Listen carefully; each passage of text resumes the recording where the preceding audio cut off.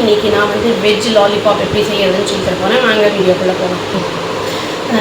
First வந்து 1/4 kilo உருளைக்கிழங்கு வந்து நல்லா வந்து கட் பண்ணிவிட்டு ரெண்டாக அதை வந்து வேக வச்சு எடுத்துக்கிட்டேன். கேரட் ஒரே ஒரு கேரட் எடுத்து அதையும் பாயில் பண்ணிட்டேன். பீட்ரூட்லாம் வேணும்னா போட்டுக்கலாம், இல்லைன்னா தேவையில்லை.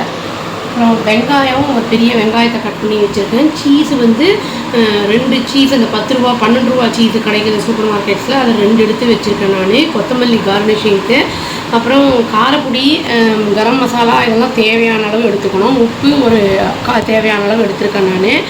தண்ணி அது வந்து மாவு மிக்ஸ் பண்ணுறதுக்கு மைதா வந்து ஒரு 4-5 டீஸ்பூன் எடுத்து வச்சுருக்கேங்க. அப்புறம் ரஸ்க்கு வந்து நல்லா பவுட்ரு பண்ணி எடுத்து வச்சுருக்கேன். அதான் பிரெட் கிரம்ஸ்ன்னு சொல்லுவாங்க இல்லைங்களா, பிரெட் க்ரம்ஸாக இல்லாமல் நான் வந்து ரஸ்க்கை பொடி பண்ணிவிட்டேன். ஒரே ஒரு ரஸ்க்கு வாங்கி எண்ணெய் பொரிப்பதற்கு தேவையான அளவு. இதில் வந்து பட்டாணி பன்னீர்லாம் போட்டால் கூட நல்லாயிருக்கும். பன்னீர் இல்லை, நான் போடலை. இப்போ வந்து இந்த உருளைக்கிழங்கையும் கேரட்டையும் ஃபஸ்ட்டு வந்து நல்லா மசிச்சிடலாம். இப்போ நான் எல்லாத்தையும் நல்லா வந்து மசிச்சிட்டேங்க. இப்போ வந்து நம்ம கட் பண்ணி வச்சுருக்கிற வெங்காயம், பன்னீர், கொத்தமல்லி, பச்சை மிளகா பொடிகள் எல்லாத்தையும் போட்டுருவோம். சாரி, பன்னீர் இல்லை, சீஸுங்க. அப்புறம் உப்பு காரப்பொடி எல்லாத்தையும் போட்டு நல்லா மிக்ஸ் பண்ணிடலாம். ஒரு டீஸ்பூன் இஞ்சி பூண்டு பேஸ்ட் எடுத்துருக்கேங்க, சொல்ல மறந்துட்டேன் நான். அப்படி எல்லாத்தையும் நல்லா ஈவனாக பிளெண்ட் பண்ணிடலாம்.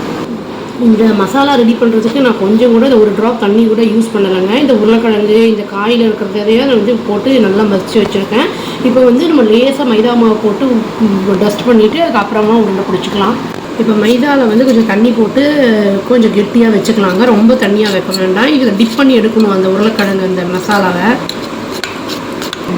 இப்போ அந்த பிரெட் கிரம்ஸ்லேயும் டிப் பண்ணி எடுத்துடலாம். இந்த மாதிரி எல்லாமே பால்ஸ் மாதிரி பண்ணிவிட்டு அதை வந்து நம்ம குச்சியை சொருக போகிறோங்க. எல்லாம் பிடிச்சி எல்லாம் டிப் பண்ணி எடுத்து வச்சாச்சுங்க. இதில் வந்து குச்சியை சொருகிட்டு நம்ம எந்த இடத்துல நம்ம வேணுமோ வச்சுட்டு அதை எண்ணெயில் பொரிச்சு எடுத்துடலாம். இப்போ வந்து இதை ஐஸ்கிரீம் குச்சி வச்சுட்டேங்க நான். இதை வந்து நிதானமாக எடுத்து எண்ணெயை சூடுபடுத்தி அதில் போட்டு எடுத்துடலாம். எண்ணெய் சூடாகிடுச்சுங்க, வேணால் சிம்மில் வச்சிடலாம். நம்ம ரொம்ப இல்லாட்டி கருகி போன மாதிரி ஆகிடும். இது வந்து கொஞ்சம் நல்லா வந்து வெந்து வரணுங்க. அப்போ வந்து ரொம்ப சூடாக இருக்கக்கூடாது. இப்போ வந்து வெந்துக்கிட்டு இருக்கு, ஆகட்டும்.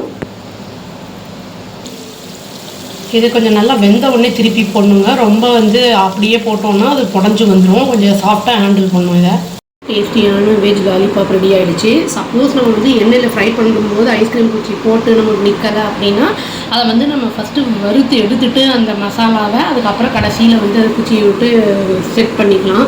குழந்தைங்களுக்கு கொடுக்குறதுக்கு முன்னாடி இது ஒரு ஹெல்த்தியான டிஷ்ஷு தான். காயெல்லாம் போட்டிருக்கறனால பீட்ரூட்டு அதெல்லாம் மற்ற பன்னீர் அதெல்லாம் வேணும்னா போட்டுக்கலாம். அவங்க விருப்பம் தான், அது சாய்ஸ், அவங்கவுங்க சாய்ஸ். இது ட்ரை பண்ணி பார்த்து எப்படி இருக்குன்னு சொல்லுங்கள். அவ்வளோதான். Thank you. Please do like, share and subscribe our channel and click the all option and tap the bell icon. Thank you.